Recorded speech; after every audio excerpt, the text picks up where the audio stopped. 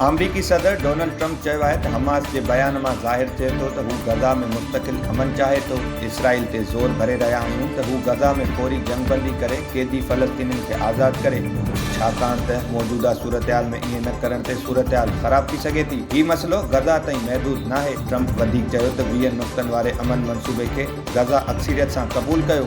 अमन मंसूबे ते हमास तरफ़ां जवाब पिणु जमा करायो वियो आहे, जॾहिं त हमास पंहिंजे ताज़े बयान में चयो आहे त उहो गज़ा ते इसराइली बमबारी ऐं हमला नथो चाहे। सभिनी इसराइली कैदियुनि खे आज़ादु करण लाइ तयारु आहियूं।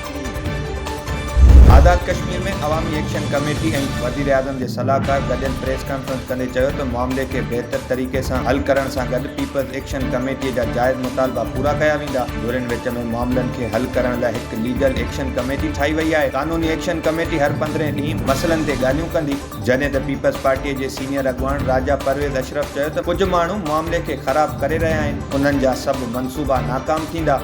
अमन क़ाइमु करणु असांजी सभ खां वॾी ज़िम्मेवारी आहे।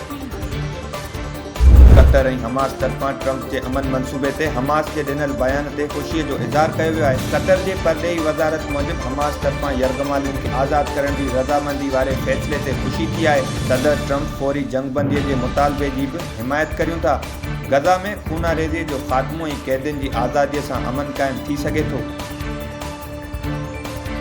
गज़ा में अमन मुआहिदे लाइ ट्रंप जेके 20 नुक़्ता ॾिना आहिनि, इहे असांजा तजवीज़ कयल न आहिनि। अहिड़नि ख़्यालनि जो इज़हार इसाक डार क़ौमी असेंबलीअ में तक़रीर कंदे चयो त गज़ा में मुकमल जंगबंदी ज़रूरी आहे। गज़ा खे ॿीहर तामीर कयो वञे।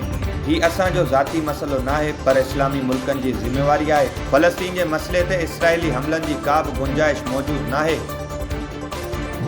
अॻूणे क़ौमी असेंबली जे स्पीकर असद कैसर इसाक डार जे बयान ते सख़्तु तनक़ीद कंदे चयो त अहिड़ा वॾा फ़ैसिला सलाह मशवरे खां सवाइ कीअं कया पिया वञनि। न पार्लियामेंट खां सलाह वरिती वई, न इत्तेहादनि ऐं न ई वरी क़ौम खे एतमाद में वरितो वियो।